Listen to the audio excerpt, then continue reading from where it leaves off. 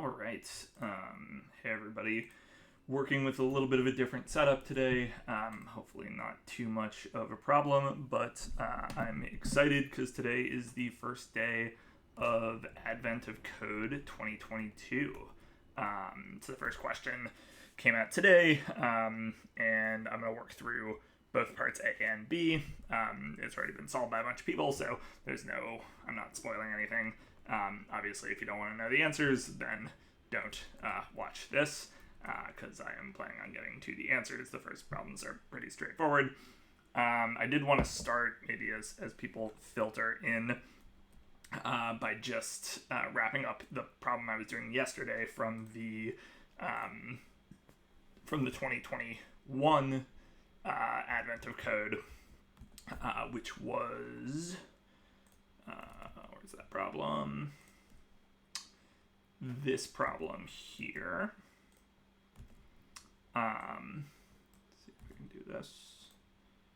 Oops, that didn't work. Interesting. Okay, working with two monitors changes things a little bit. But it was this problem here, and if you remember, the basic idea was we have a bunch of line segments denoted by their starting and ending points. They're guaranteed to either be horizontal, vertical, or diagonal. Work out the number of points where at least two of those lines overlap. Hey, the Neverworld. How's it going? Said, hey, bro, what's going on? What's new? How was your 4D game? What's new is Advent of Code is starting today, so stoked about that. And the 4D game worked out well. I need to put stuff up on YouTube, but basically got it to the place where I wanted to, where it was 4D Pong. So I need to put it up on YouTube, and then I'll shoot you a link, or I'll share it. How are things going with you?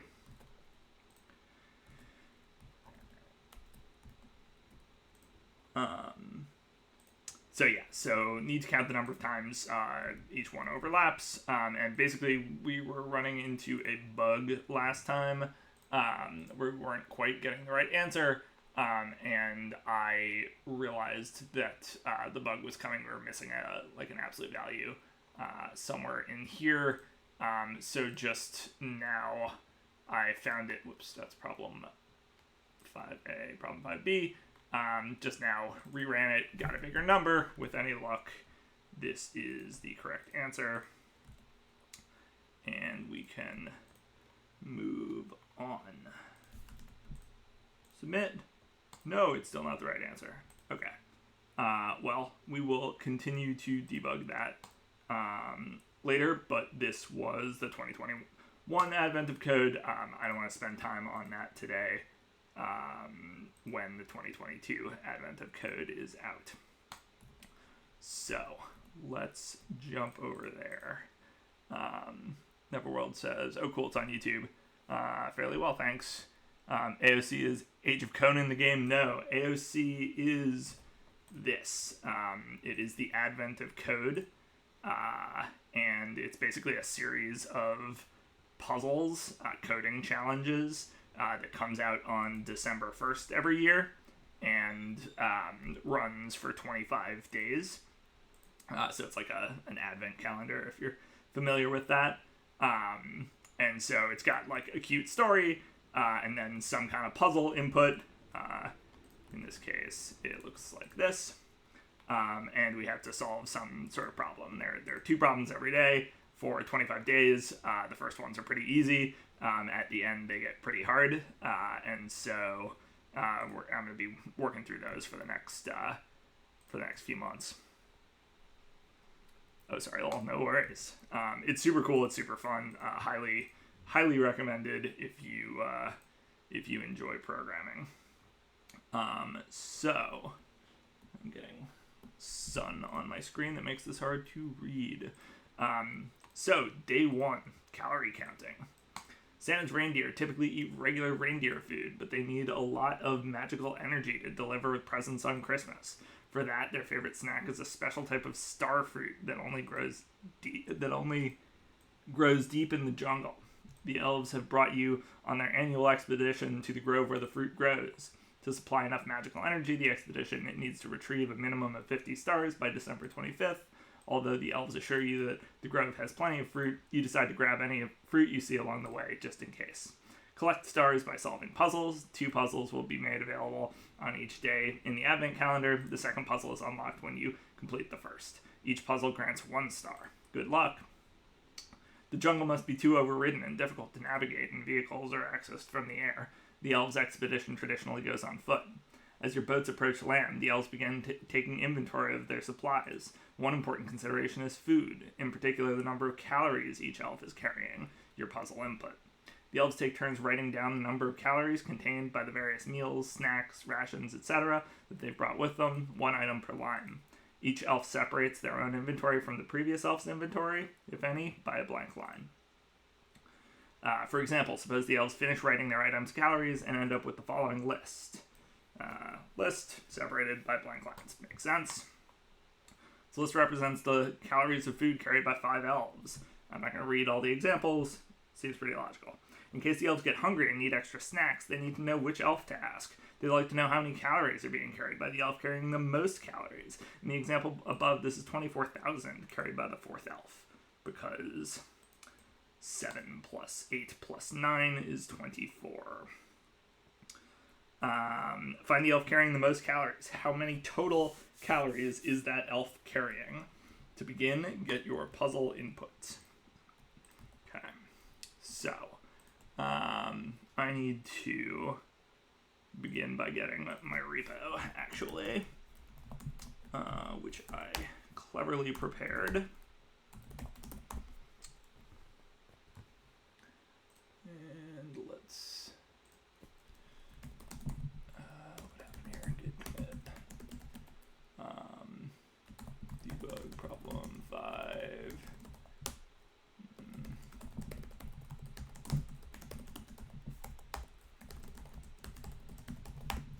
Okay. Let's knock this out. And here we go.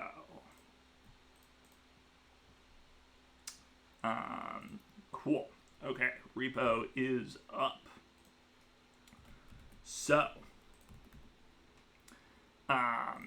So basically, I had set up this repo the other day. Idea is we have some input parsing that I already wrote up, so we don't have to, hopefully, don't have to do as much input parsing, and I'll continue to expand this as I go. And then have a file in here for each one of the problems, and just have a function for solving the problem and a test that kind of demonstrates that the problem is solved. So, problem 1A, we need to pull in the values, separate them out into elves, sum them up, and find the maximum one.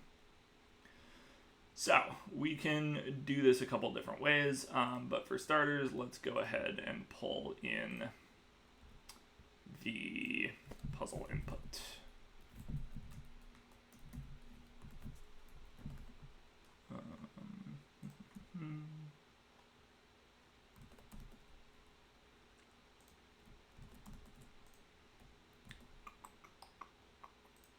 What happened to my puzzle input?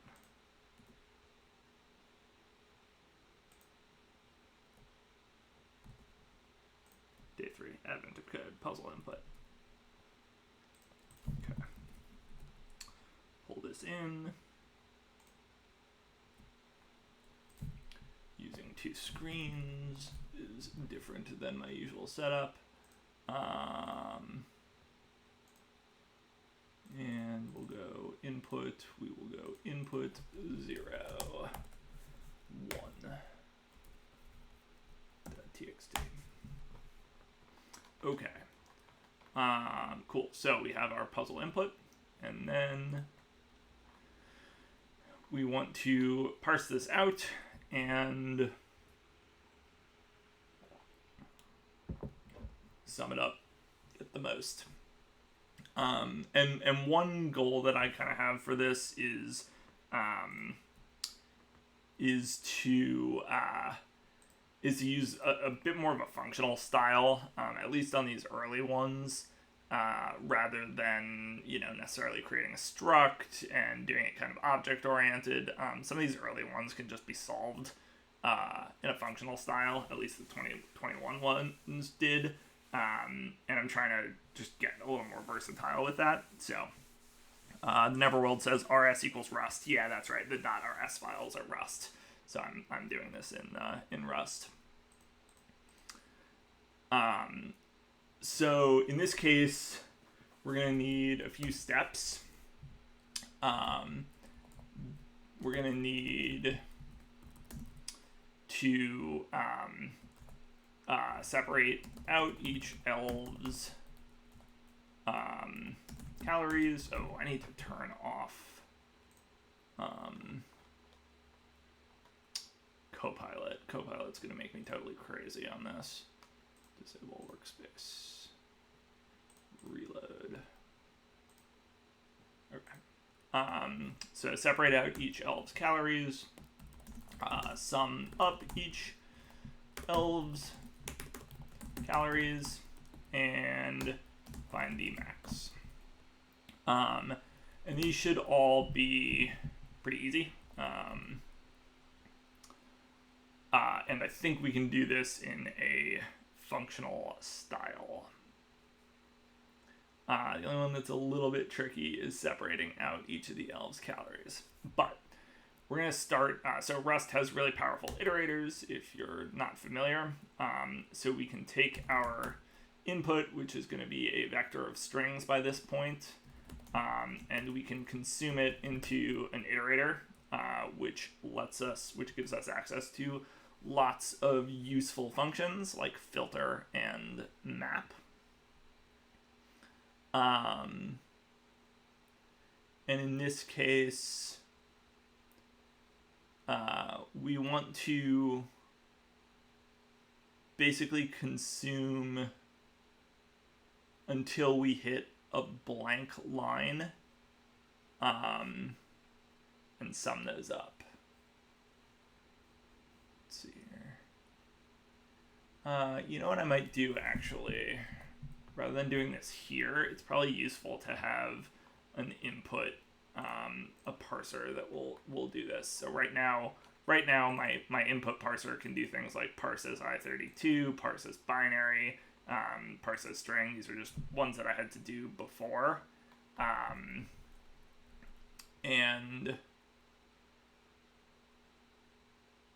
I'm thinking it might make sense to have something that can parse into a list of strings.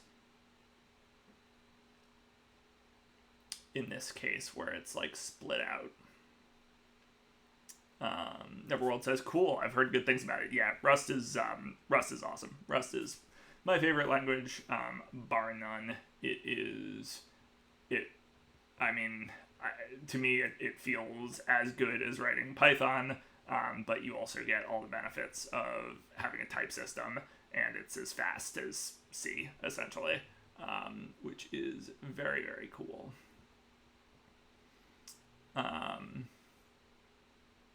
Do I want a parser? So if I were to do this as a parser, then we would basically get a list of lists.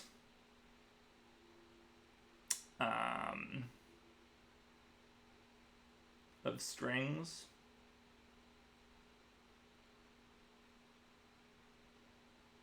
We could do it based on some delimiter.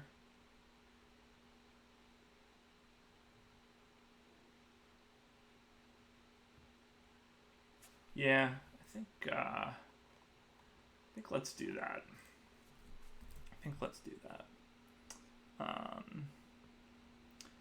How might it be different than Node.js? So Node.js, I haven't done that much JavaScript, but Node.js is like server-side JavaScript, essentially, is my understanding. And so I think it's going to be um, Node.js is probably on a similar level to Python, I guess. I don't know. People might argue with me about this, but so it's like Node, like JS isn't usually typed. Like it's not. It doesn't have a type system, or it's not. You're not forced to give a type to every variable that you create, and it's a somewhat higher level language, so it's going to be somewhat slower than Rust. So I would kind of think of Python and Node as siblings, and then something like Java or C# would be one level lower than that, where it's a typed language, it's pretty fast. And then one level lower than that would be like Rust and C. They sometimes call them system level languages or system languages. So they're even faster. But I think I haven't done that much JavaScript, but personally I think Rust is nicer to write than JavaScript. But I'm definitely biased. So okay, so let's say parsed as list of strings, or maybe even, what do I want to call this, like string chunks, parse as string chunks, we'll say that, file path, and some sort of delimiter, which can also be a string, and then the output will be a vac of string. So vac is like an array, and I'm wrapping it in a result, which just lets me kick out errors. What's the best way to learn Rust? There's a really good Rust book, if you Google Rust book, that does a really nice job. And then I really like things like Advent of Code or Euler Project is another one, EULER project. Which just have like nice programming challenges. I'll write it in the chat. I've done those on stream before, and I think that's a really great way to practice, or just come up with something you wanna do. Make 4-dimensional Pong or chess or something. That's usually my approach. Cool. So let's say take the same thing as this.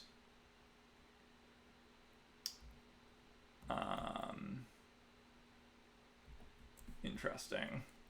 So maybe we factor this function out a little bit.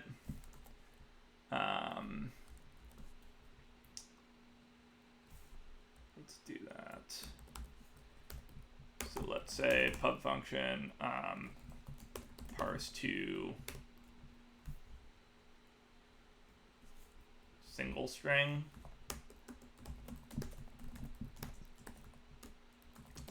self file path, and this will be a result, string, and we'll just go and grab all of this. Let's see here. Yeah, just all of this. And do we return? Just return at the end here.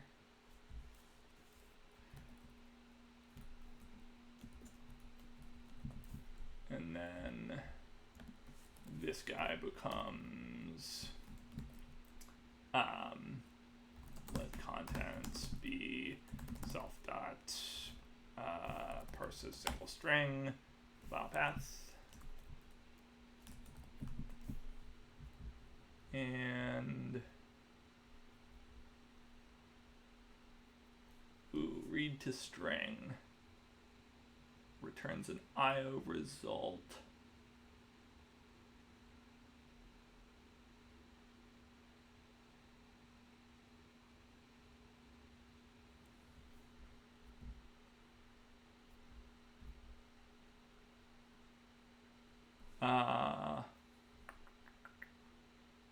Wait, this returns an IO result usize? Oh, it puts it into contents. Oh, because it reads it into a buffer. Okay, so return contents. And now contents is the wrong thing. Contents is just a string, so we wrap it in a result. And an okay to return a result. Good. And then contents. This question mark syntax just says if you got this thing returns a result. If you get an error back, kick it out of the function. So it's a little bit like try catch in other languages, but it doesn't suffer from a lot of the same problems as try catch. And then for parsing into string chunks, we'll say parse to single string, file path, let chunks be contents dot split, delimiter, I never know how to spell that word, delimiter, no, delimiter, there we go. And this returns an iterator, right? Oh, this doesn't want to return anything at all. Into iter. There we go.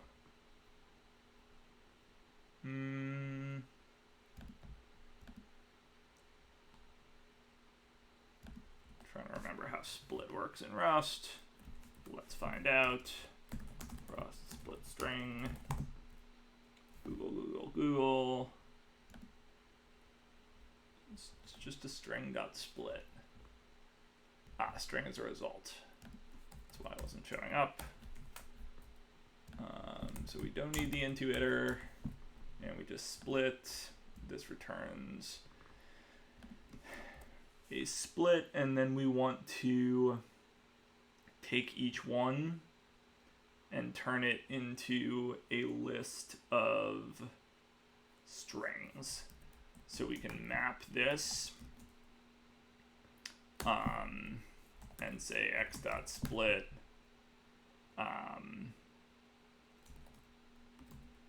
new line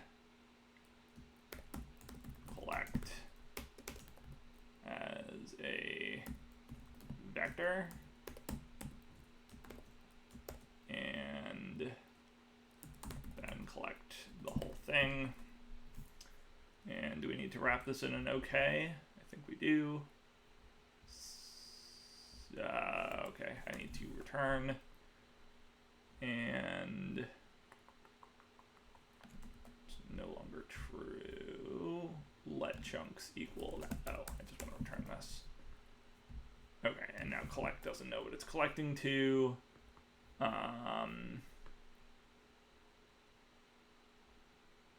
Yeah, if I wrap this in okay, is that sufficient? It is not.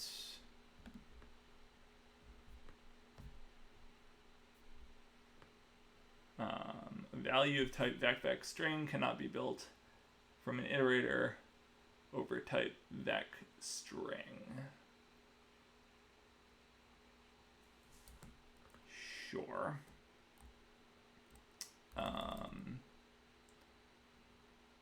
We can say, it's the easiest way to do this, dot map ss.toString. There we go. That did it. Okay. Mostly just had to make sure that my types were working out in that case. Okay, so now we have a way to parse as string chunks, which means that within our, not within our input, within our problem, the problem of separating out each elf's calories just becomes,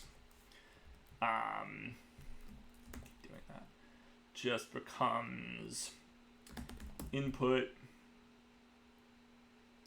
Actually, we won't even do it here. We'll already have it split out because the thing we're going to provide in our test, instead of parsing as string, will be parse as string chunks.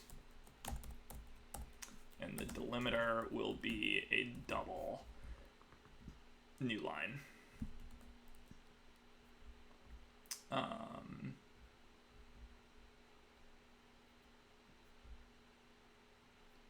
Yes. And then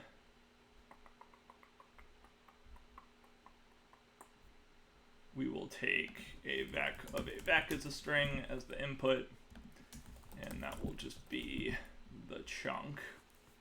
So the else calories will already be split out. So now we can just go input dot into iter, stick it in an iter. We need to map it. We will take the chunk. We will take the chunk into an iter. We will sum it up, and then we will max the whole thing. And our problem here is that we're getting an option out of it. Does sum return an option? No, sum returns a thing. Does max return an option? Yes, max returns an option. Okay, so we can just say that we expect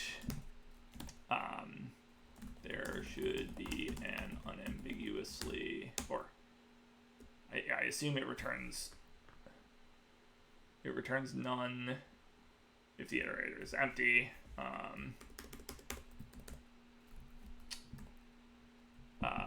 So let's just say the iterator shouldn't be empty, and return that. And what's wrong with sum?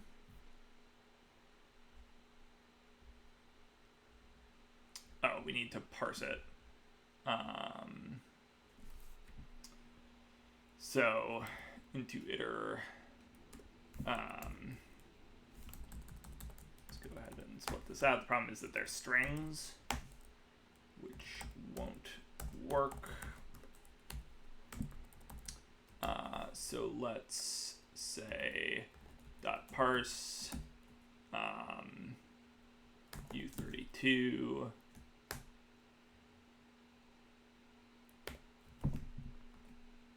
and I'm forgetting out how to parse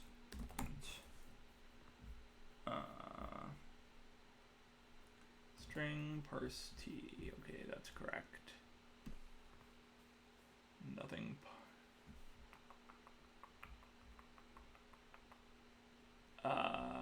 Oh, each one of these needs to be mapped. So dot map as that parse. Okay. And we're just gonna expect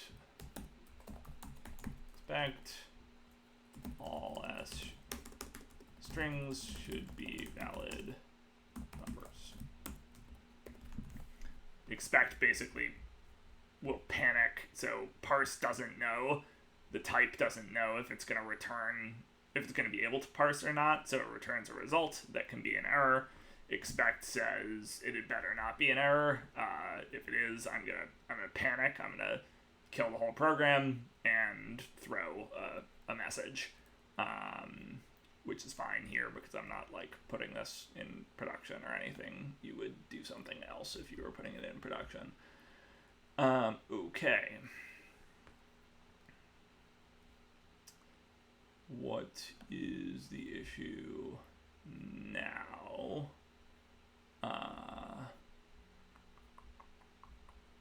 So chunk is a vec of strings. We parse into a vec of u32s.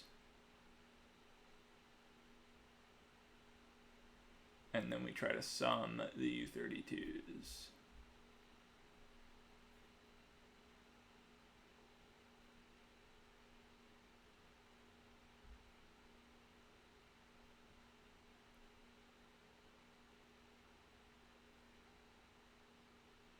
Oh, it's because it's trying to go from a U32 to a U size.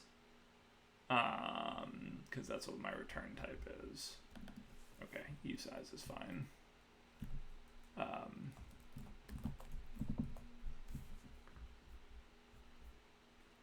All right. And backpack of string.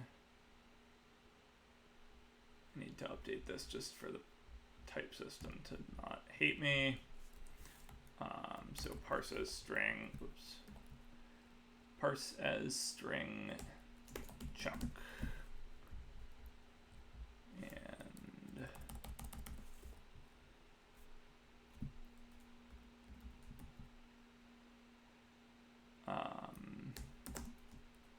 the delimiter is the same thing. Parse as string chunk. Chunks, plural. Okay. Cool. So the type system seems to be happy with me. Let's run the test. And all strings should be valid numbers. Failed. So there was some sort of invalid digit. So this is where we're hitting a problem.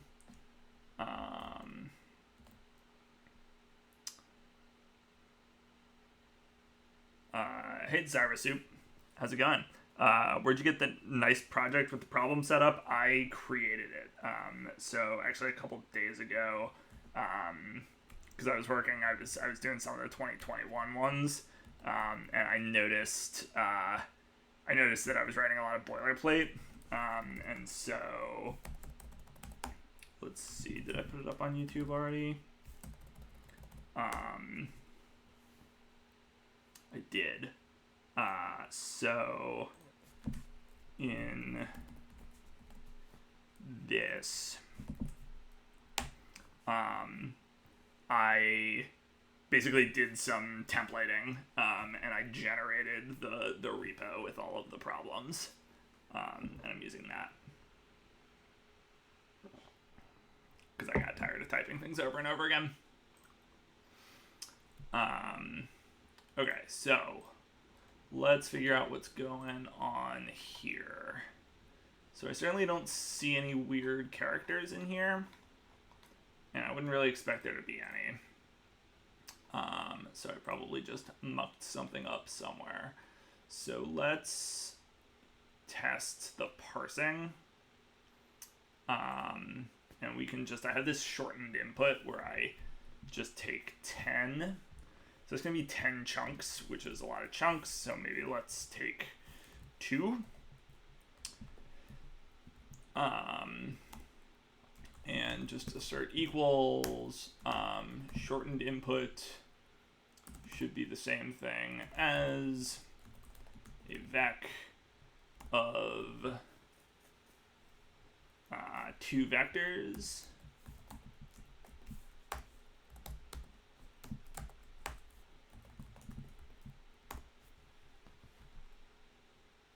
I dropped that video in the chat, by the way, if that wasn't clear.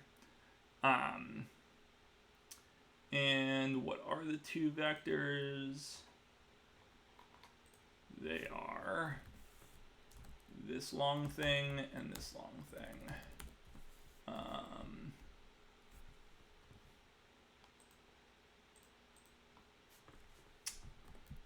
So, oops. What happened to my...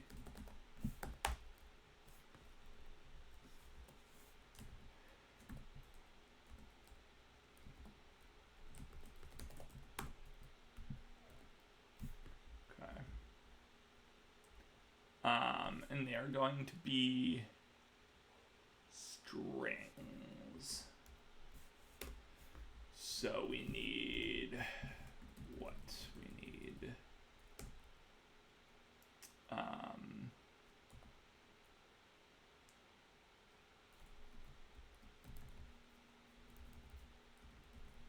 quotes around these. I'm doing bad things. I've been learning Vim, and it's super cool, but it is also messing up my ability to do keyboard shortcuts. There we go. It's teaching me all sorts of new keyboard shortcuts, but it's making me temporarily slower. Okay. This. And I guess I want to indent those properly.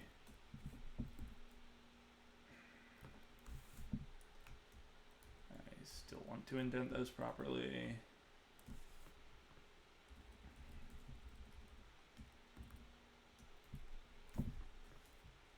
Trusting that I can't repeat that command.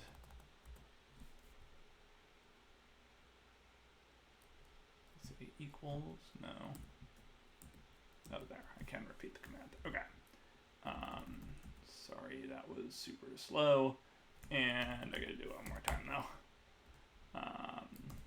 So these guys also...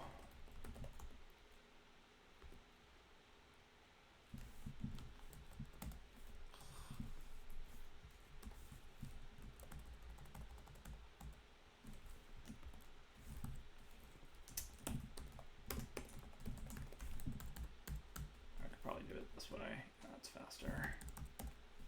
Commas and okay.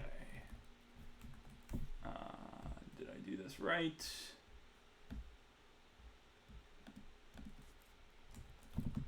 I seem to have. Okay, so this is what we expect shortened input to look like. Does it look like that?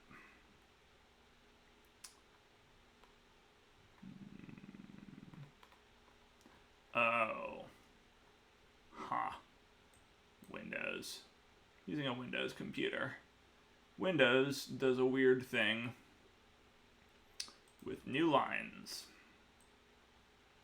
where new lines are not represented by \n. They're represented by \r\n. It's a carriage return and then a new line. I'm sure there's some historical reason for that, but it's extremely annoying.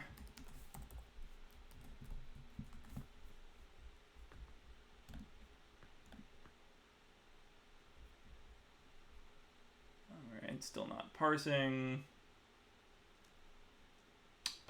Do I have it backwards? Is it? It might be like this.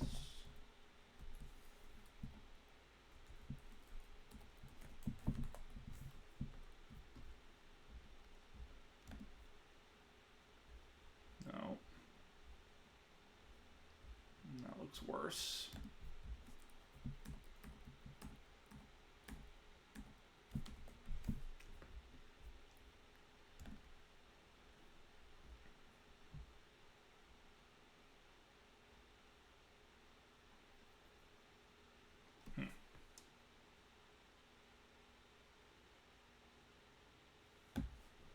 Can I just convert these?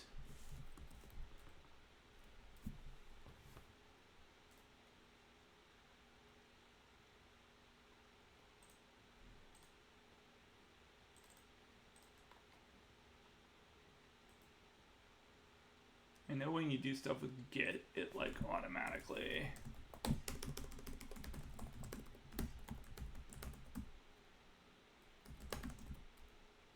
working on problem 1. I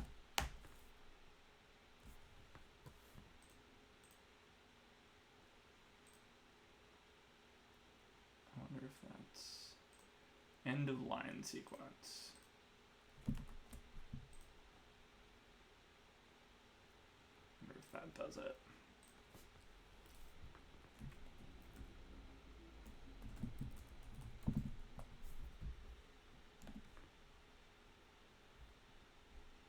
There we go.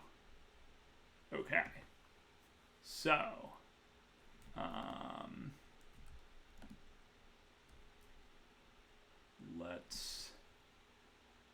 it's running on my shortened input, and it's saying 40,386 is the answer on the shortened input, which is the sum of one or the other of these. That should be pretty easy to confirm.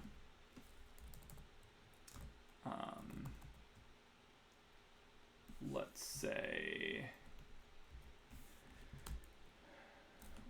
we just copy this out.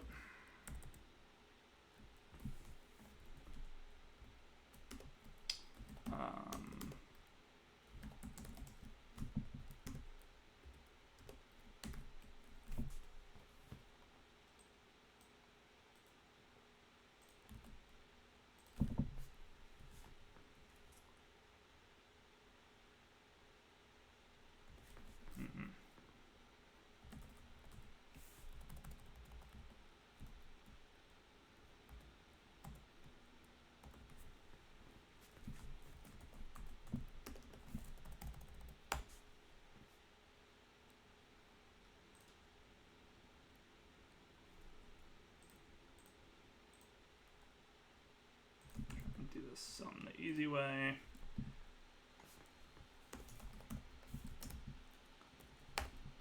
Okay, so one of them is 38,000. So then it's presumably the second one will be 40,000.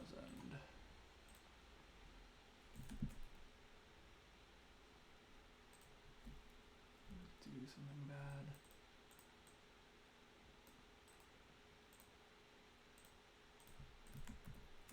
Oh, right, they can be different lengths, of course. 40,386. Good, that's correct. Okay.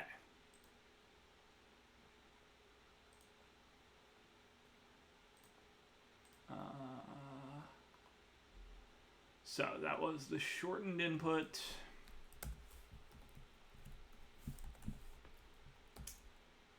$40,386. And so the long input is what?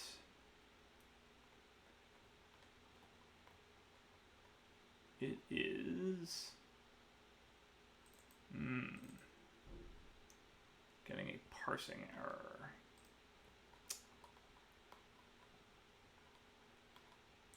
Maybe at the very bottom of this somehow. Whoa. What just happened?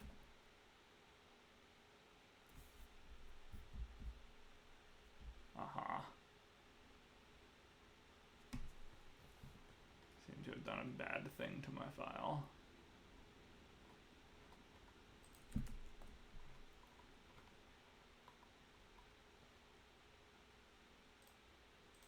How about now? There we go, 67,622. I believe it. Let's see if that's right. 67,622. Obviously this is going to say it's right because I know it's the answer. But let's jump into the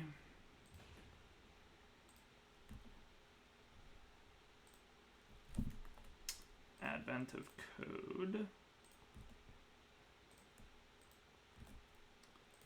and see what we got here.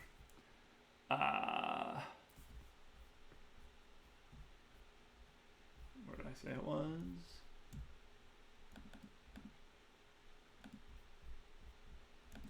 Yes. Submit. Hey, that was the right answer. We get 1 gold star. We are 1 gold star closer.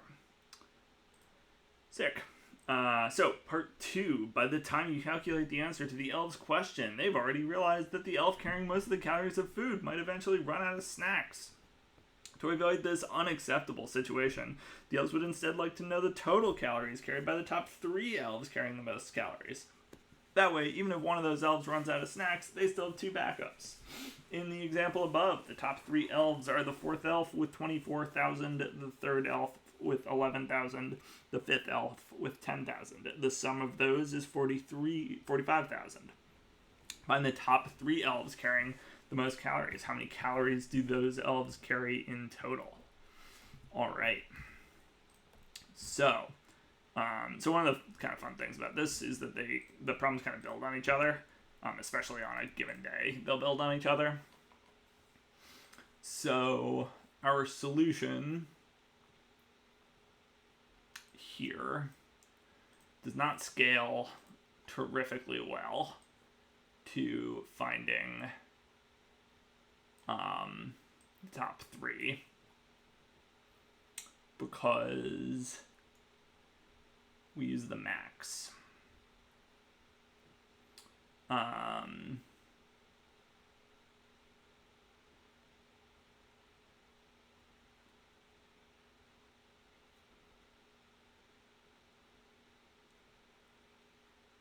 the max is doing a lot of work for us. So obviously there are some brute forcey ways to do this. Another way would be to find the max and then yank that value out and find the max again.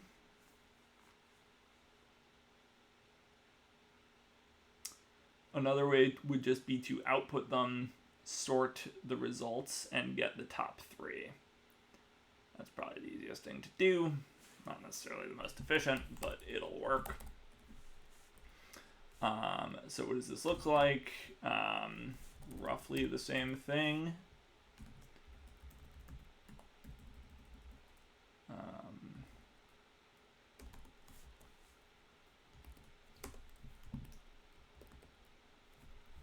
Roughly the same thing, except we're going to say we're going to collect these as a vector.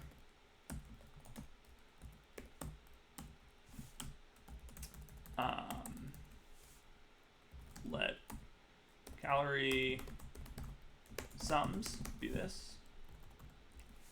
And then we should make that mutable. And then calorie sums dot sort. We need it to be descending. I guess we can sort and then reverse.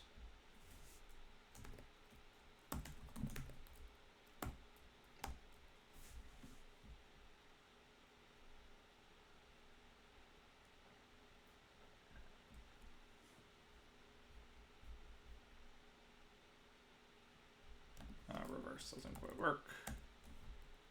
A nicer way to do this.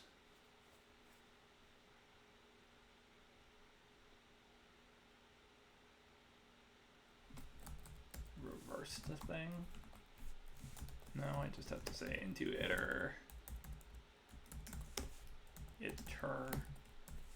dot rev dot collect.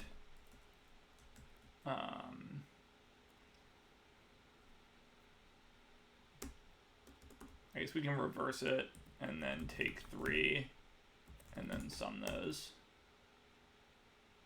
and return.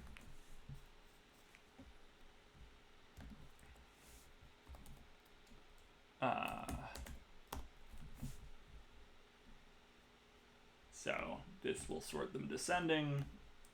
This will put them into an iter.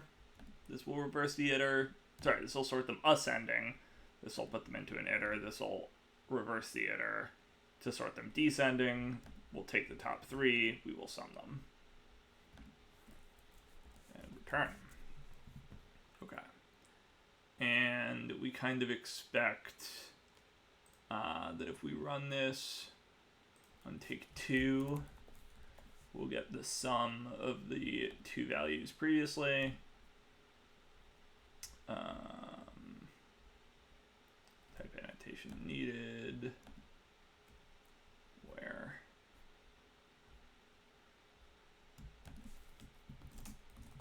Vec usize.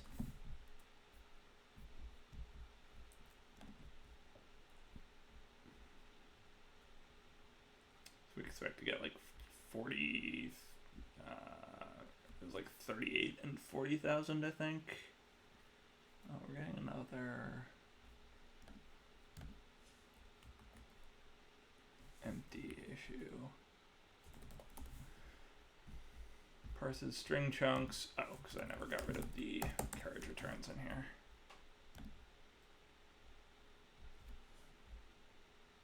Okay, 79, that seems about right. But let's take 4. And then we expect an answer that looks something like, this seems like too much. Oh no, 70 something plus. No, this seems like too much.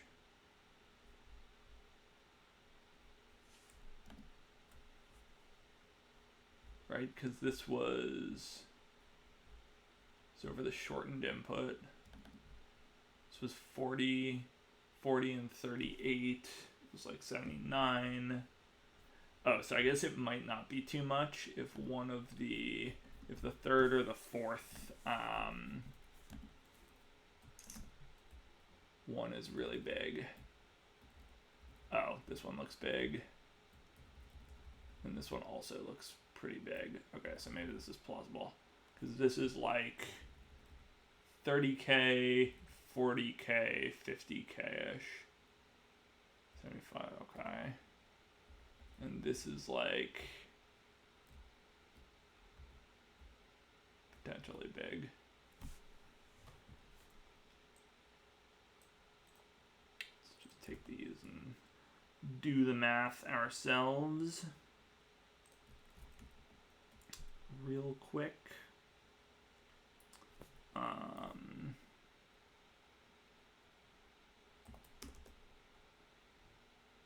I wish I could just say some of these.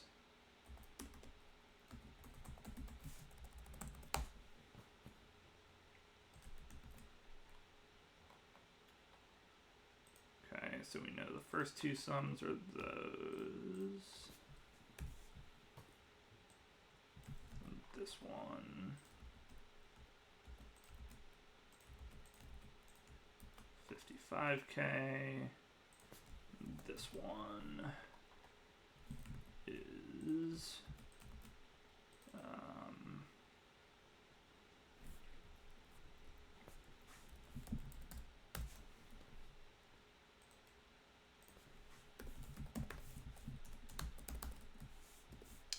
is 51K, and so we have 40K plus 55.7K plus 51.7K is 147,861. Good. Okay, that looks correct. 147,861. And then the answer is 21,491. Which I believe. Let's see if that is correct.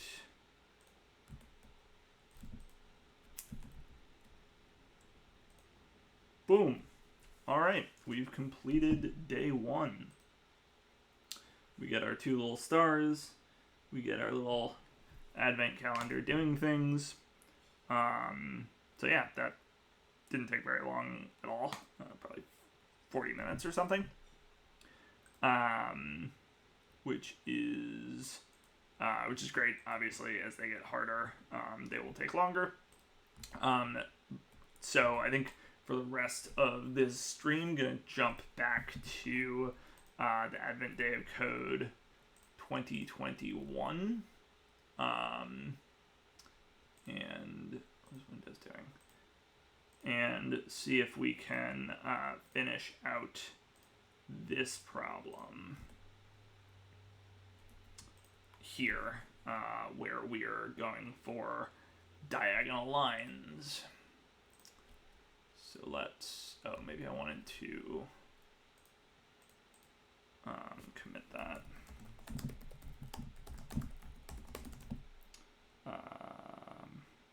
Solve problem 1. Push origin.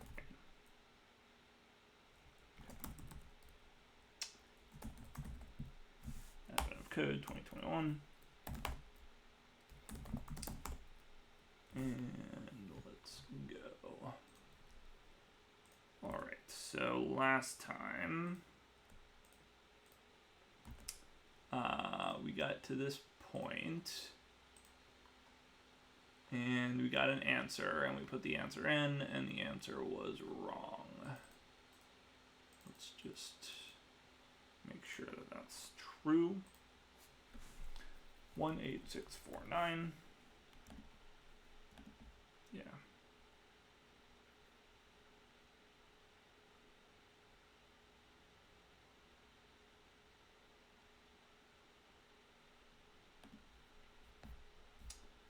Okay.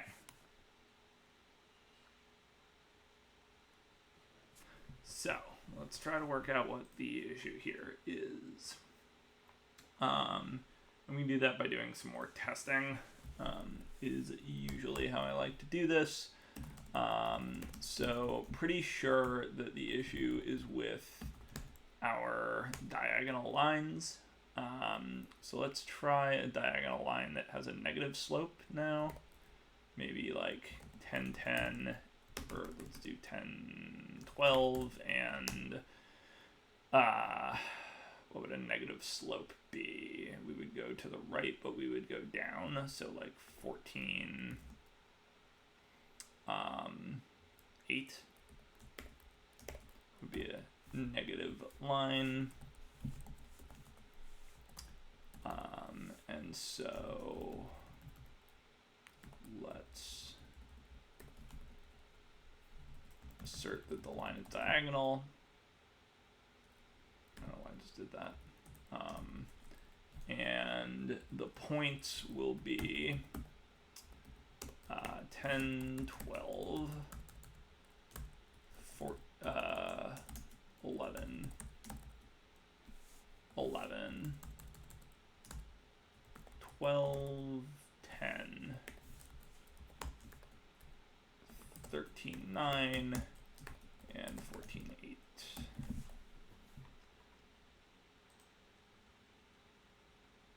And we fail. Aha. Oh wait, we fail. Even our first test is failing, and you didn't see that. 212 isn't getting included.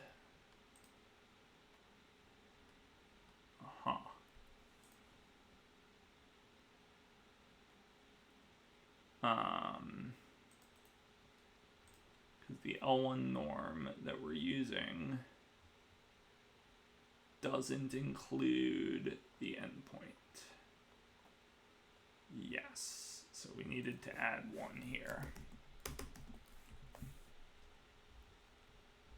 And here as well to get the endpoints. That would explain it. Okay, so that passes now.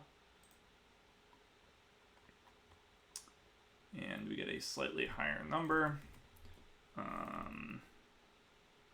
Do we get a slightly higher number? I don't remember what the number was last time.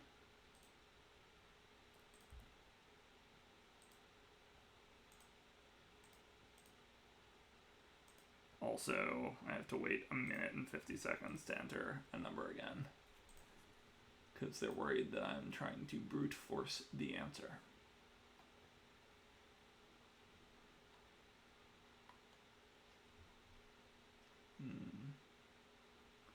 Is there some other useful test we could do? I guess we could reverse these. Right? So something like this. 212. And we should get... Should we get the same line or should we get it reversed? I think we should get the same line.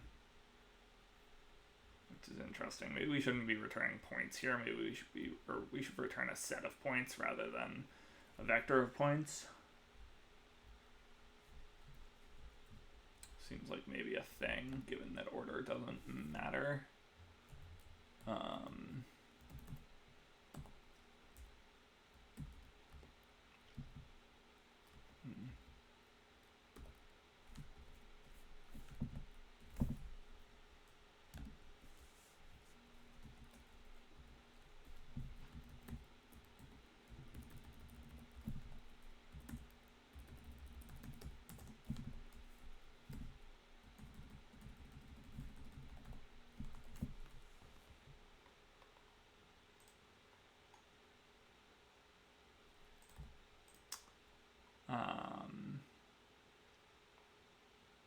Let's do that actually.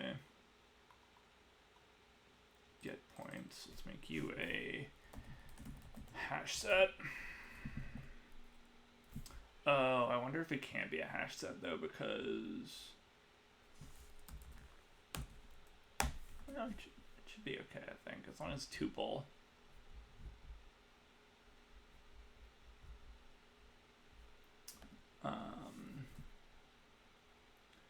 And so here we just want to say into iter.collect. Collect is magic in Rust. It uses the type system to work out how to turn an iterator into a collection. It is so cool. So here we just take a vector, we turn it into an iterator, we say collect, and because we know that get points returns a hash set, it means that this collect has to return a hash set also. It is dope.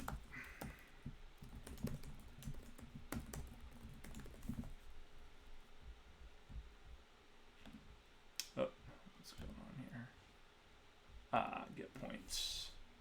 Same story.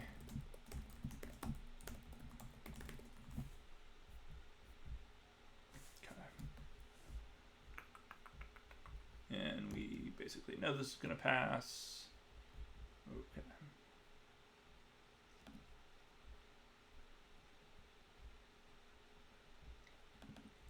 $18,674.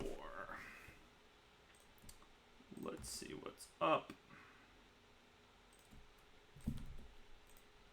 There we go. Okay, that was it. Cool. That was a little shaky, but it happens. And so this is the 2021 Advent calendar, and you can see it's starting to draw some kind of picture. Don't know what it is. All right, let's start number 6. 2021's theme was like you're in a submarine, it's all underwater stuff. So, day 6, lanternfish. The sea floor is getting steeper. Maybe the sleigh keys got carried this way. We're looking for sleigh keys. A massive school of glowing lanternfish swims past. They must spawn quickly to reach such large numbers, maybe exponentially quickly. You should model their growth rate to be sure. Although you know nothing about this specific set of lanternfish, you can make some guesses about their attributes. Surely each lanternfish creates a new lanternfish once every 7 days. However, this process isn't necessarily synchronized between every lanternfish. One lanternfish might have 2 days left until it creates another lanternfish, while another might have 4. So you can model each fish as a single number that represents the number of days until it creates a new lanternfish. Furthermore, you reason a new lanternfish would surely need slightly longer before it's capable of producing more lanternfish. 2 more days for its first cycle.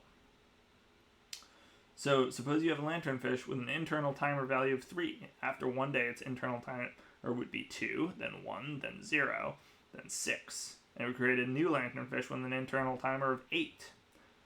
After another day, the first lanternfish would have an internal timer of 5, and then 7. Okay.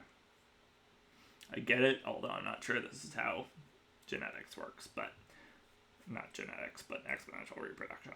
A lanternfish that creates a new fish resets its timer to 6, not 7, because 0 is included as a valid timer value.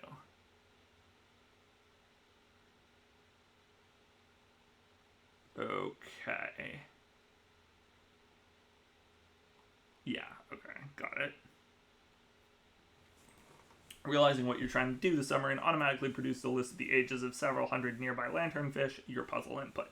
For example, suppose you were given the following list, 3, 4, 3, 1, 2. This list means that the first fish has an internal timer of 3, the second has an internal timer of 4, and so on until the fifth fish. Simulating these fish over several days would proceed as follows.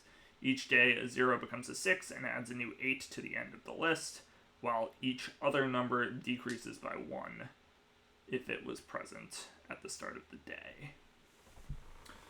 0 becomes a 6, sure, and adds a new 8 to the end of the list. Okay. Got it. Okay, so it doesn't go like 8 and then 10 and then 12 and so on. Okay. After 18 days, there are a total of 26 fish. After 80 days, there will be a total of 5,934.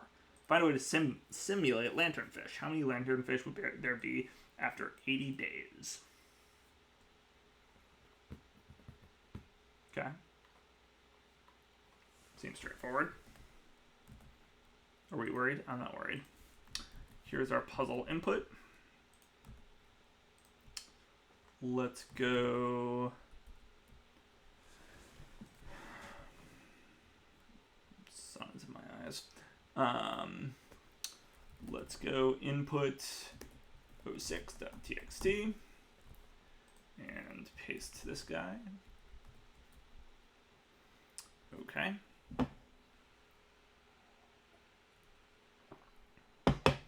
And let's check on problem 06.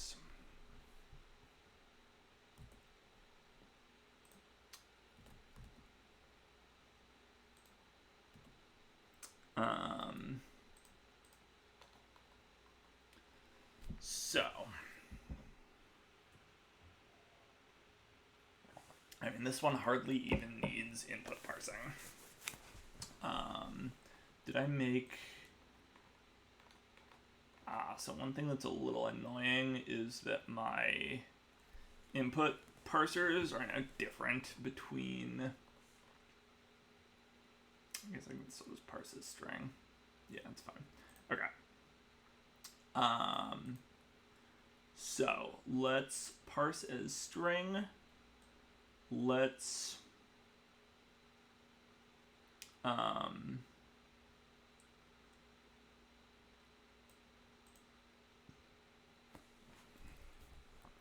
let's just split it. Let timers be input dot into iter dot map, or actually input dot split on commas dot into iter dot map s dot parse into u32s or u sizes or whatever. I don't think it matters. Dot expect. We should be able to parse into a number. Dot collect.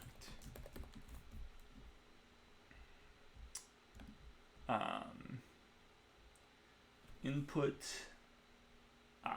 Input 0.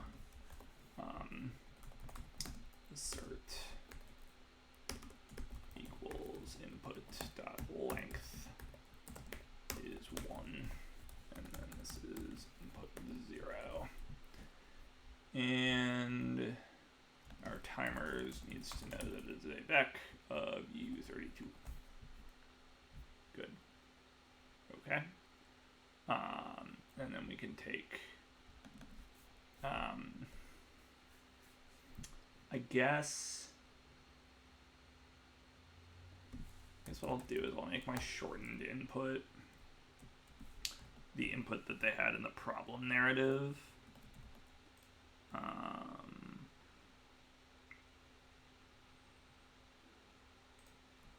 Which I've now lost track of.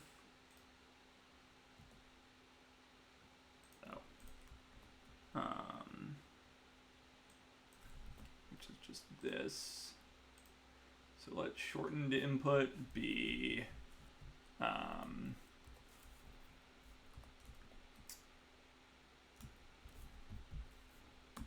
vector of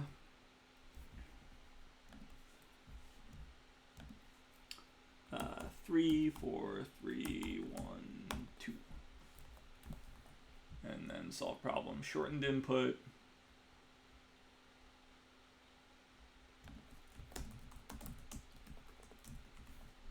And the answer after 80 days should be 5934. Okay. Cool.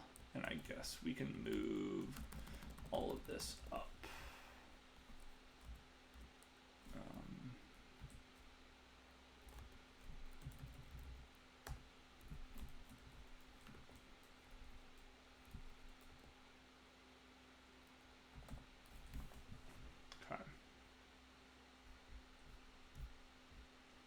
equal. And then the input takes a U32 now.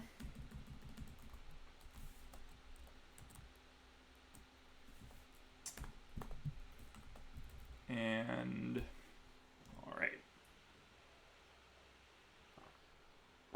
So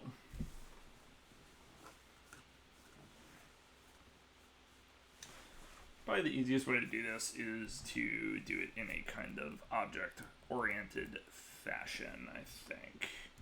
I think any attempt to be slicker than that is going to not work that well, and probably won't scale to the other problem either.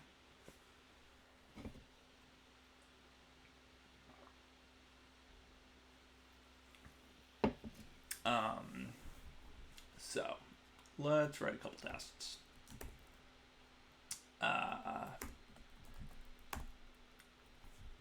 Test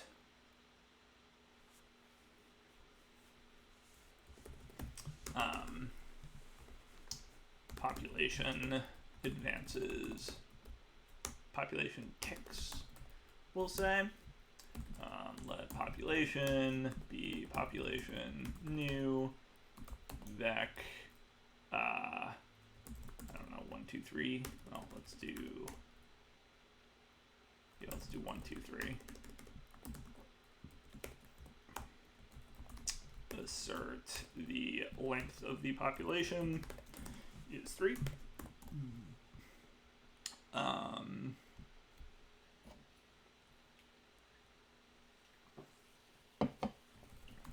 Assert population dot get timers is vec of 1, 2, 3, and now population dot tick. Assert population length is 3. Assert population get timers is vec 0, 1, 2, because now all the timers have ticked. Population tick. Assert population dot length is 4, because we get one new member of the population. Assert equal population dot get timers is vec 6, 0, 1, 8.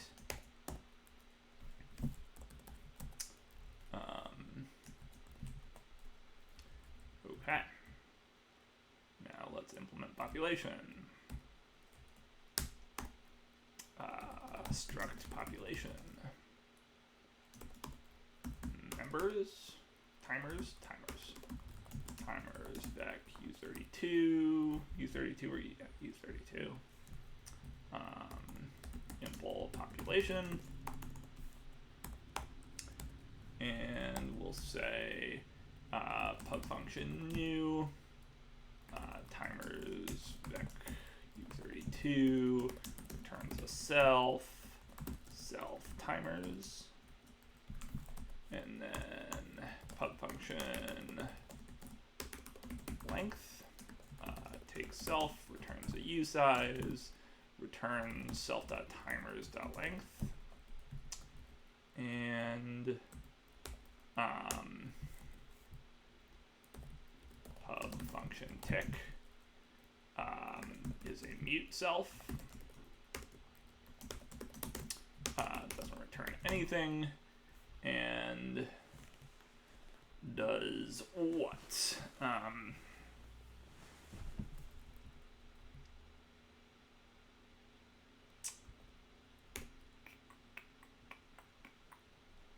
Let's see here.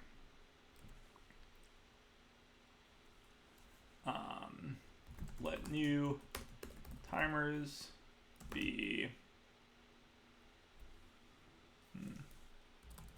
let n new timers be self.iter.filter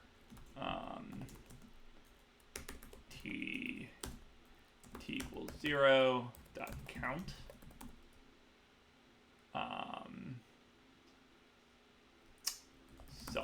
self.timers is self.timers dot into iter self.timers dot into iter dot map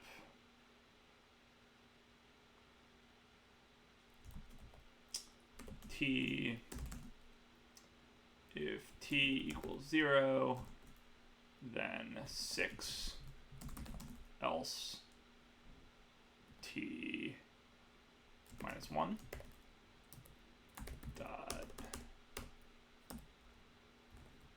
append is what I want to do. Is that how it works? Dot extend a collection. So now first I collect.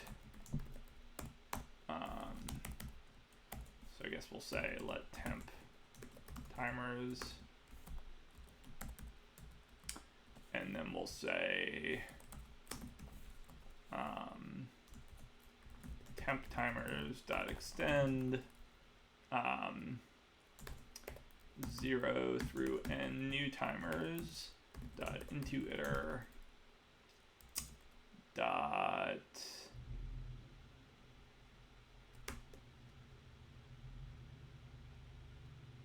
can I just say iter repeat 0 take n new timers, and then self.timers equals temp timers.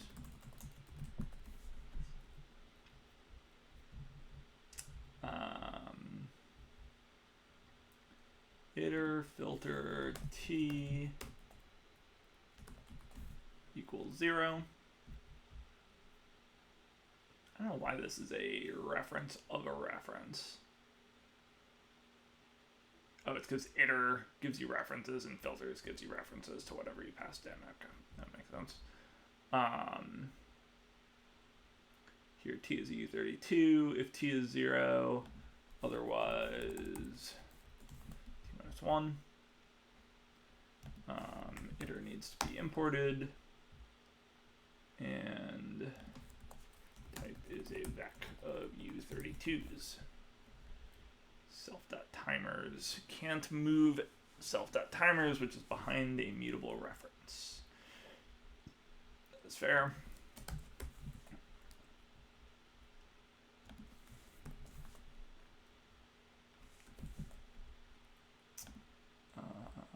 Okay, all these types are copies, so this should work fine.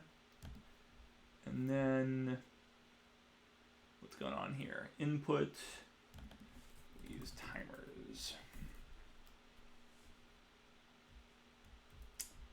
And we'll just use the same thing here.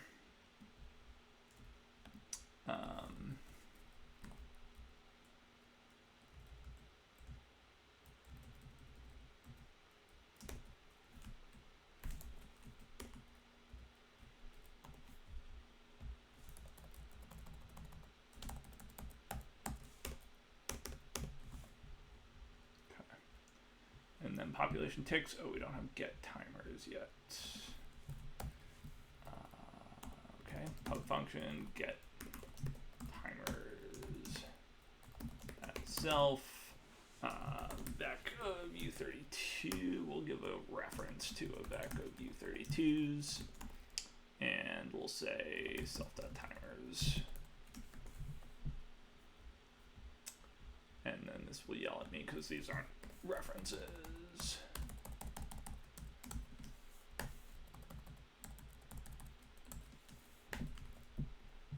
Okay, and then population tick is yelling because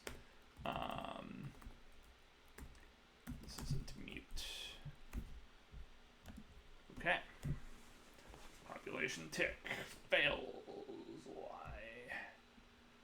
610. Yep, that's for sure, right? Oh, no, it's not. It's cause This guy should be an 8.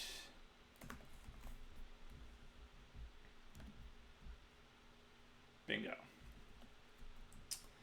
Bingo, bingo, bingo. Okay. So now we just want to solve the problem. So we take an input, and what do we do with our input? We say let population be population new input.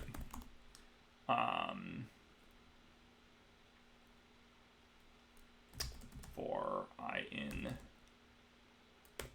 0 through 80, I think it was. This needs to be a mute population. Population.tick, return population.length.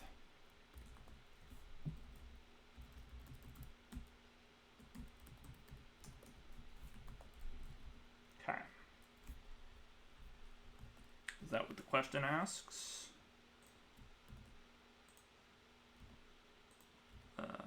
Where's the question? After 80 days, how many fish would there be? So that's how many timers would there be?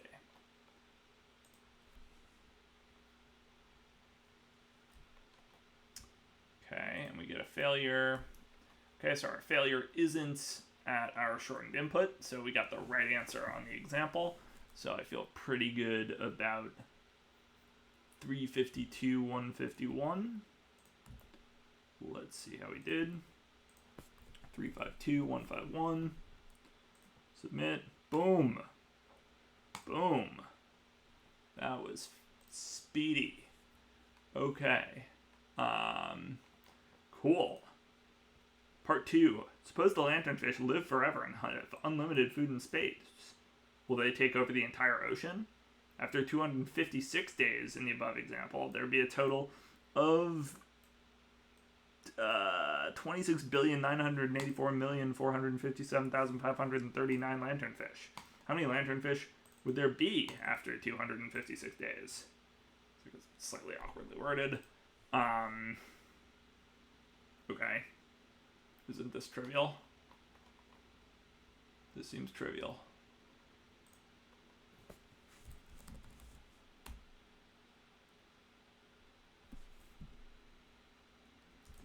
This seems trivial.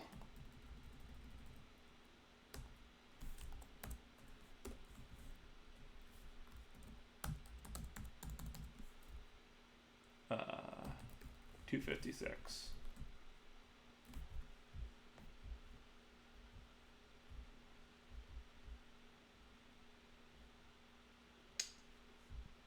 On the shortened input,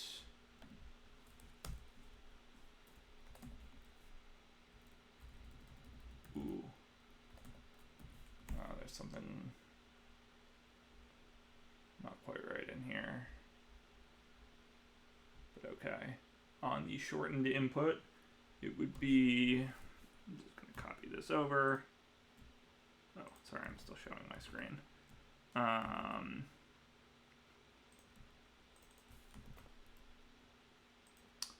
On the shortened input, it would be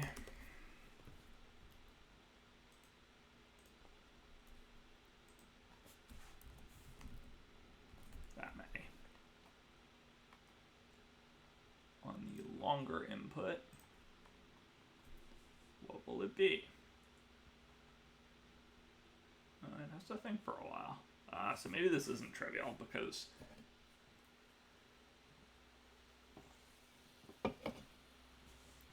maybe this is really computationally expensive.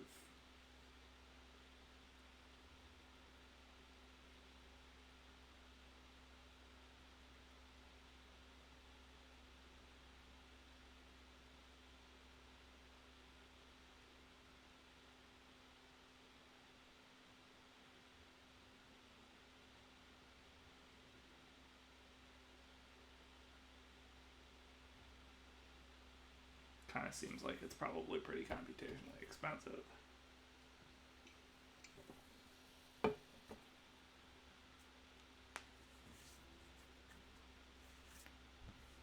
How big is our input file?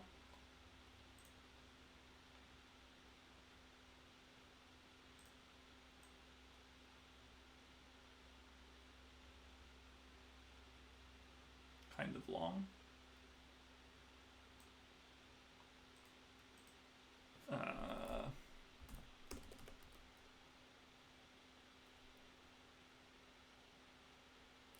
Open input 06.txt and map that into length. Its length is 1. To count. It's not count. Just did this. To WC to size. Okay, it's 559 characters. So, presumably it's 200, no, it's 300 fish.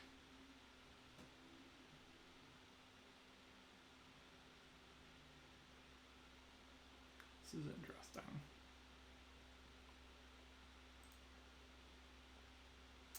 My approach is not going to be very fast.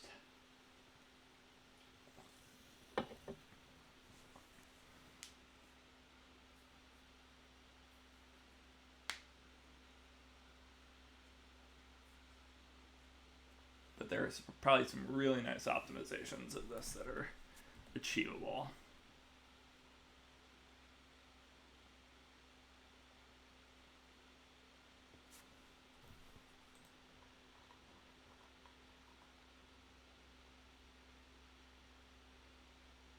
Because they're independent. So once you know, this is really cleverly designed, right? So like,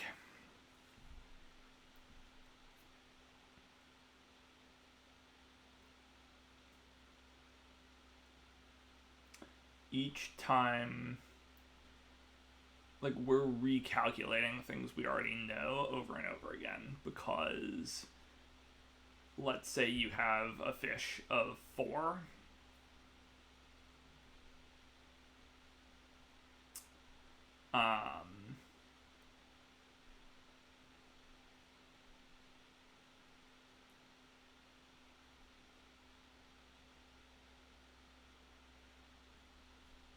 If you have a fish of 4, I'm just gonna kill this because it's obviously way too slow.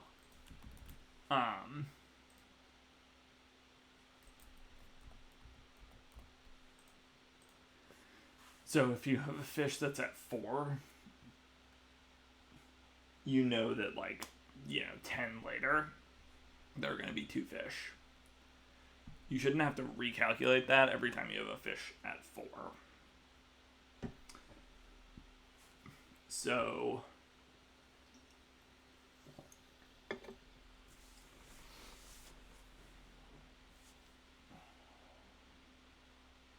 you should kind of be able to work backwards.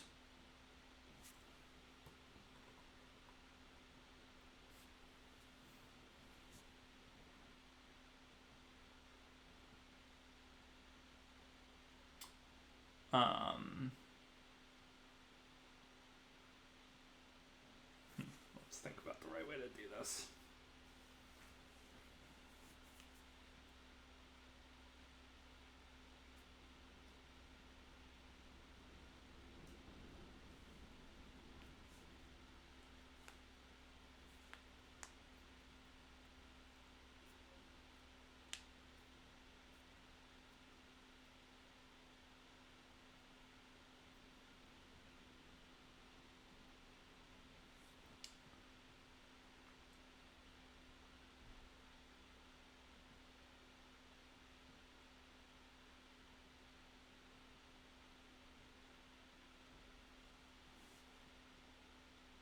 This is like a linear programming or a dynamic programming problem, I think.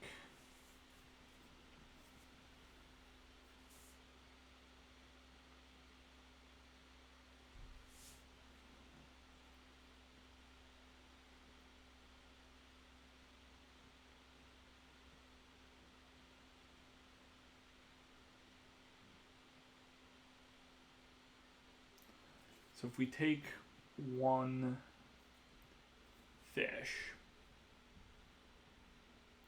and we work out what happens to it after 256 cycles, which obviously we can do, then if we just have a fish of each type, then we can just sum them up. That's going to be the easiest thing to do. Really interesting. Okay, so like, let mute population 0 be population new vec 0. Let's just say let mute populations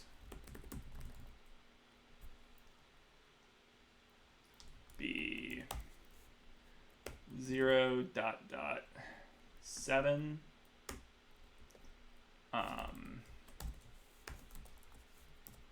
into iter dot map n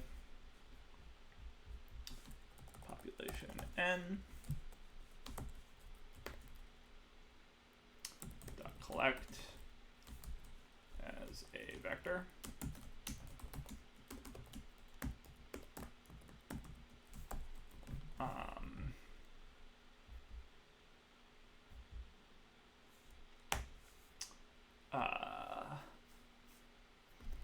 Populations dot for each, or populations dot iter mute dot for each, p dot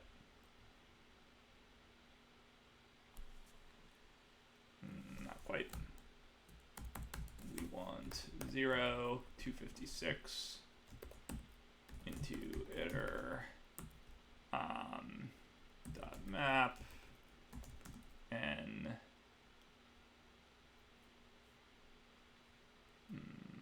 population dot tick. So we can't really for each this. For each.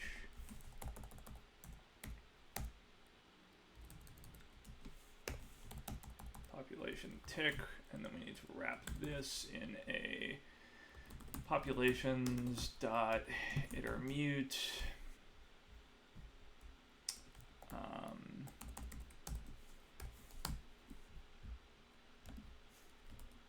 population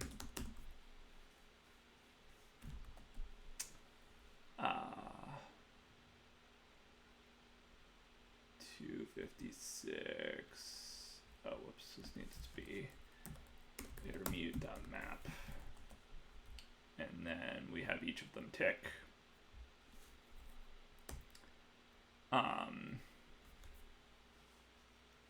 And then we say input dot into iter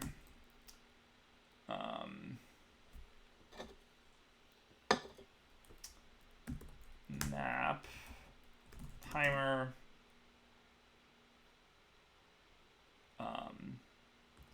populations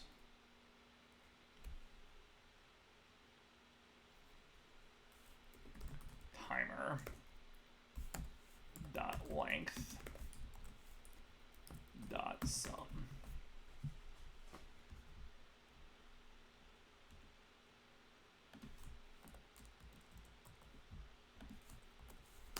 As u size.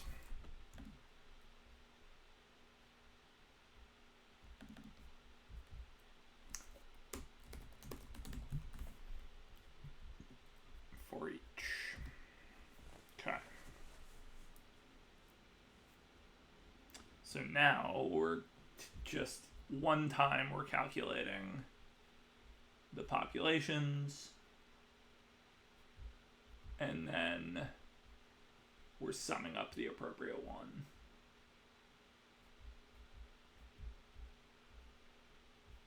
And just first I'm going to comment these out. just to run the short one.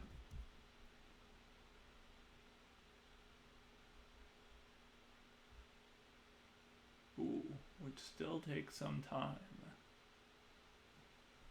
Interesting.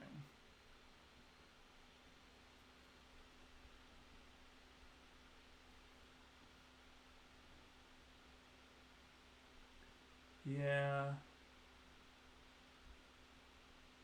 Yeah, I guess I get that.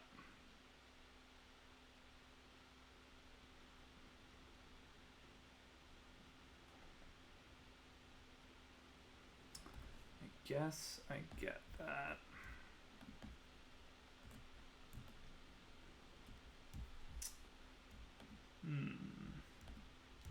Because, like, really I've just cut the time and, like, I cut it by something like 300 over 7, which is still pretty slow because I still have to do 256 calculations. Or it still does the exponent, like, I'm counting up to something like this divided by 5, which is still, 5 billion calculations or something. Which won't be particularly fast.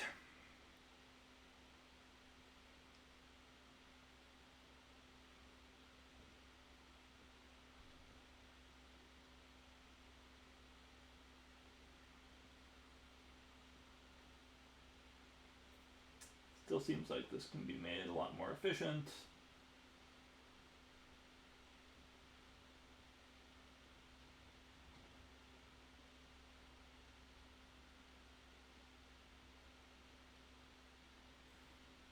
So, like, as a slightly dumb example, what would happen if we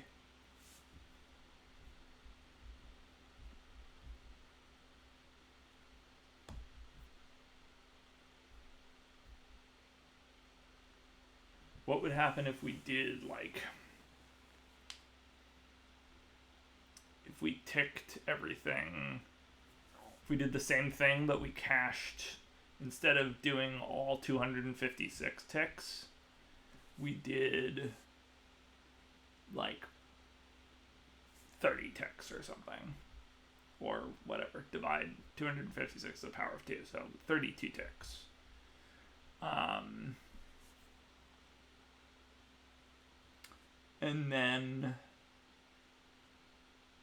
And we cached that.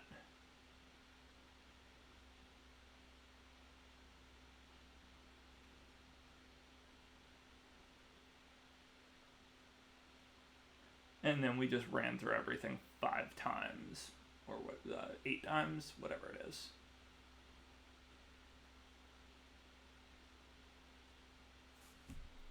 That should be a lot faster, right?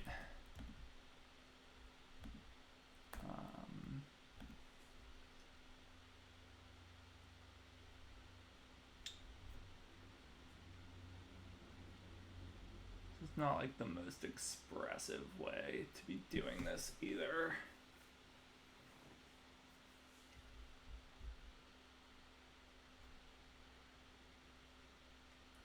Population. Okay, let's see what happens if I tick 32 times.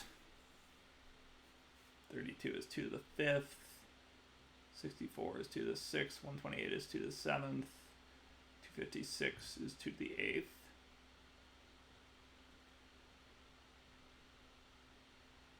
So 32 cubed is 256. Does that seem right? 32 times 8? Yeah, that seems right.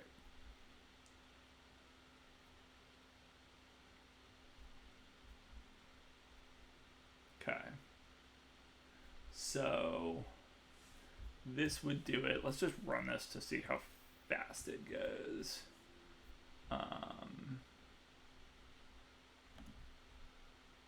This should run pretty fast, right? Because we already did this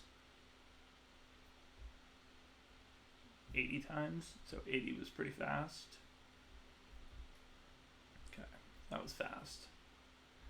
And so then we will want to do this 8 times.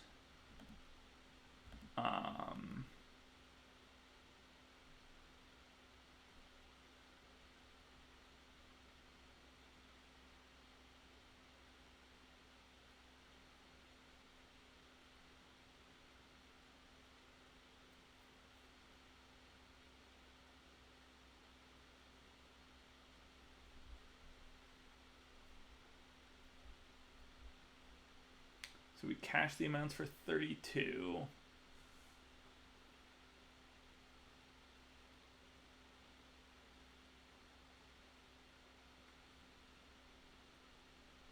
Or we cache the population for 32.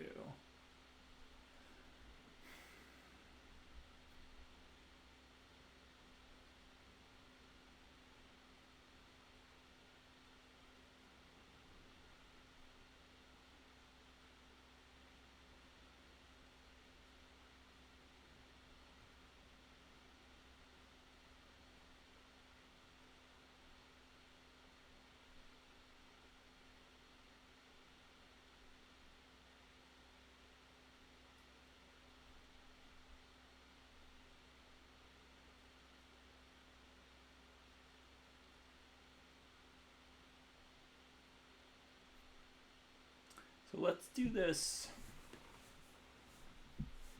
Let's do this inside our type, I guess. Maybe make this a little nicer. Something like pub function cache reproduction or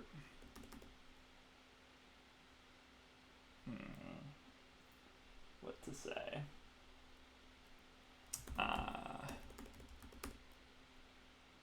Like n generations of all.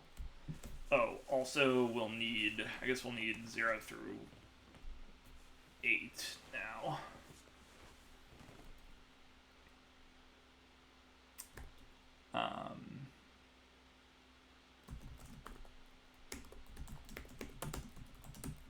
Back population.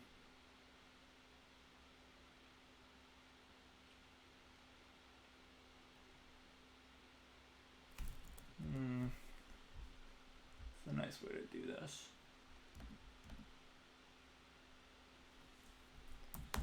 Timers, let's say,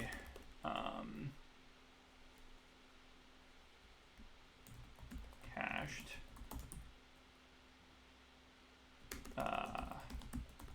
hash map, u size, no, u32 to a vector of u32.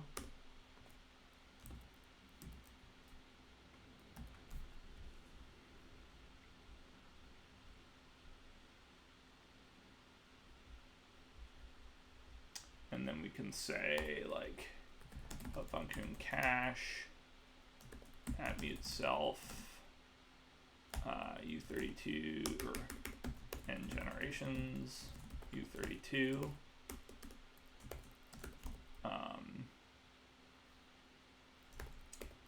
0 through, and then basically it's this thing.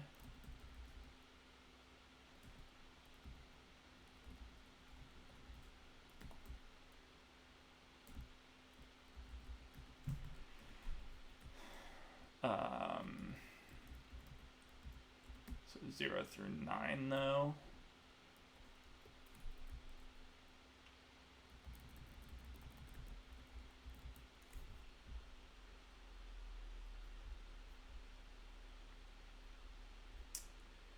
We produce, and then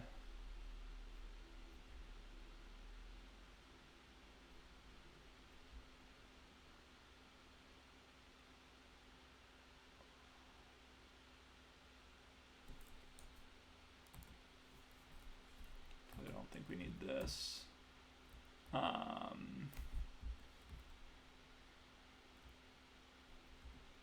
Population new timers that get timers, and I'll have to clone them. It's not not going to be super fast, but we'll start here.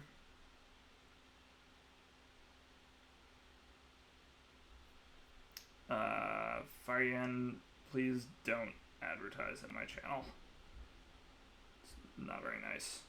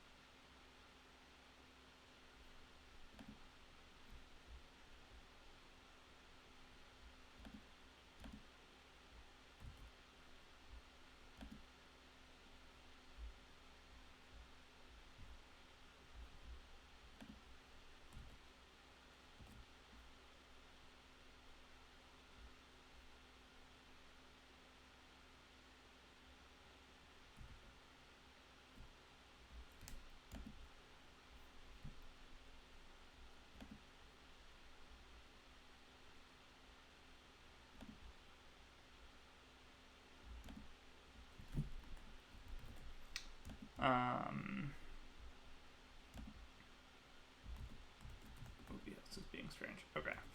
So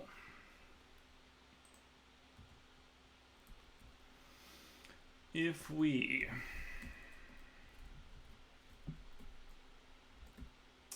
get the timers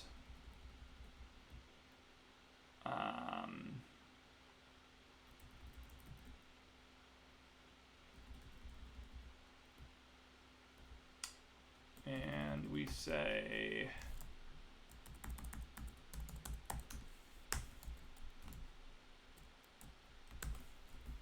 n comma, and we collect into a collect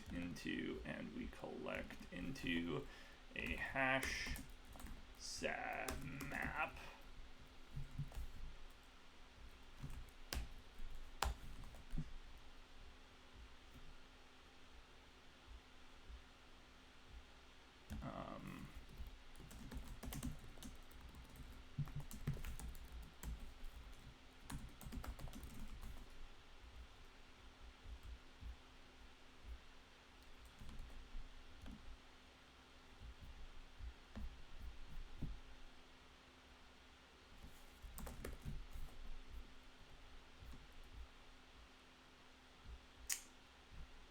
Then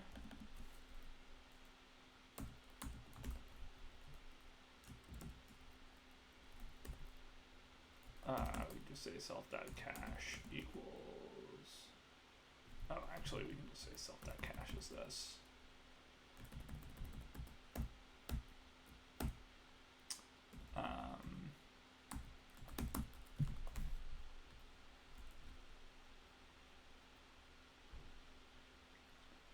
To take value,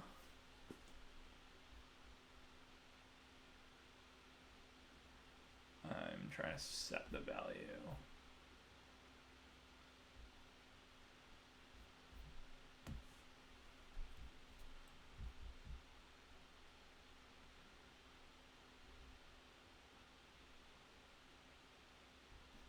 Oh, it's not called cache. What's it called? Cached. Why did I call it cached? I guess that makes sense. Cached. Okay. Cached is that. And then we want to use those cached values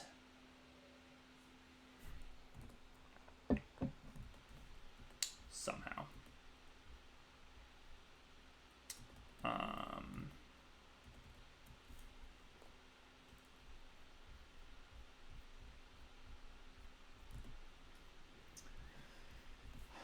So when we basically we want to say we want to have a way to tick by multiple ticks, and then if we have a cache, we should use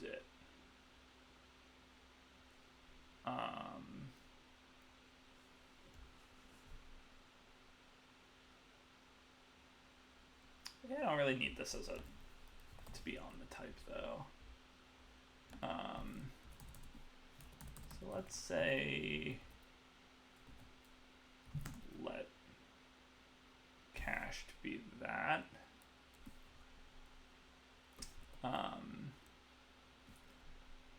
Let's say tick for n generations.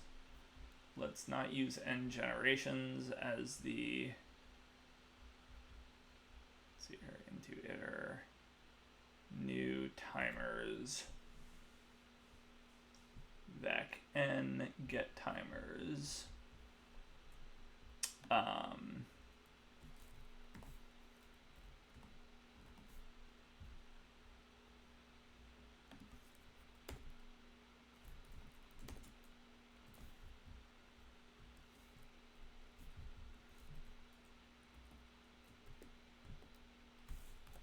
Something like this.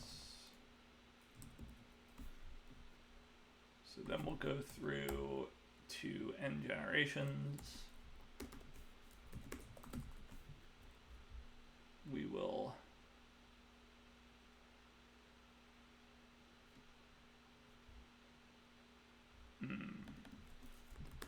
let populations be this. Didn't really want this. Don't really want this. I don't want a hash map at the end. I want a vec at the end. Oh shoot, I'm coming up on time. I'm missing a paren. So populations are those, but then we'll run through those and tick, and then say let cache be populations dot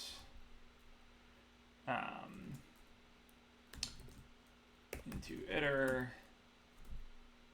Populations needs to be mutable.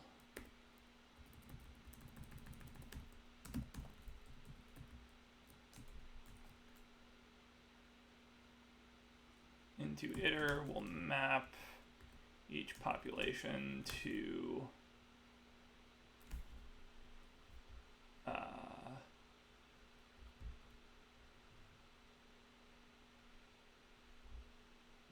what? I guess we need to enumerate it. Enumerate. We will map the index and p. Oh, I don't even have to do this. Yes, I do. I need to go np.getTimers.clone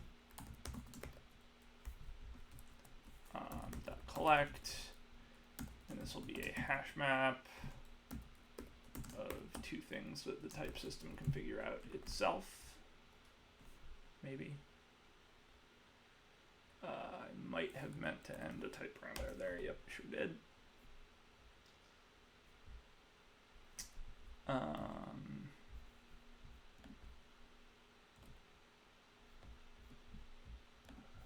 Okay, so now I have a cache, and then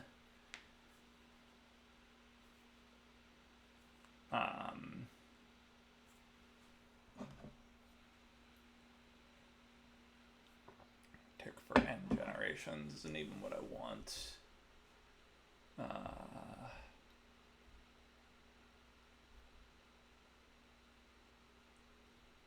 Let's let cache size equal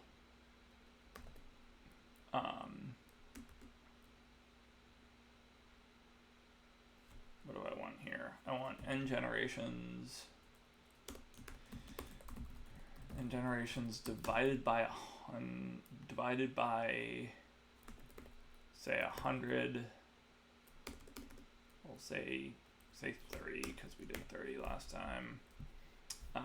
That's how many 32s can fit in. It's the floor of that, so times 32. And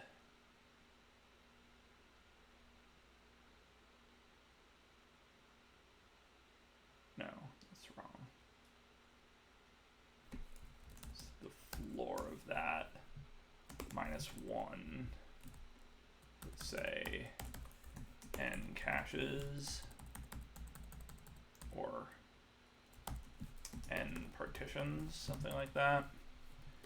And then let cache size be n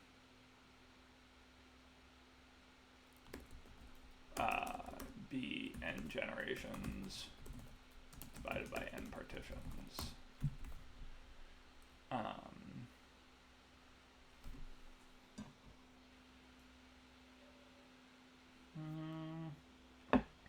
Not really gonna work. Not really gonna work. Okay, let's just say that we will get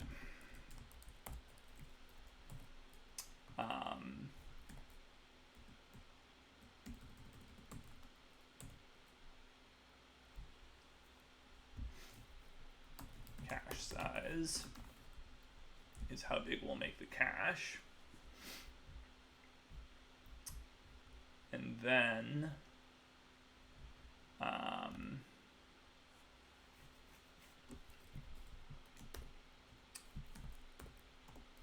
let n partitions be n generations divided by cache size, which will be the floor. So then we'll need to run a little more than that. So we'll say let remainder be n generations minus n partitions times cache size. So at the end of this, we will say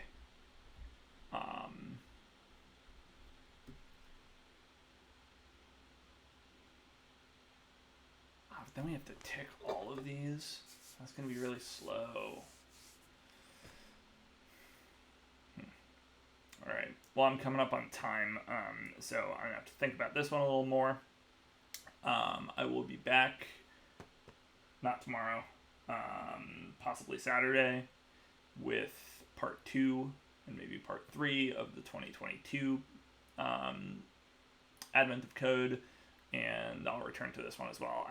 This is actually a super interesting problem. It's not obvious that I'm approaching it the right way, but there should be something here. So hopefully in one of the next episodes we'll get to explore this a little more. But in the meantime, hope everybody is having a good Thursday. And if you haven't already, please follow. It helps me on the channel. Check out the YouTube. If you want the project set up that I have here, you can grab it off my GitHub. It should be linked in the YouTube link, or you can just find it in GitHub. And I will catch you guys later. Thanks so much.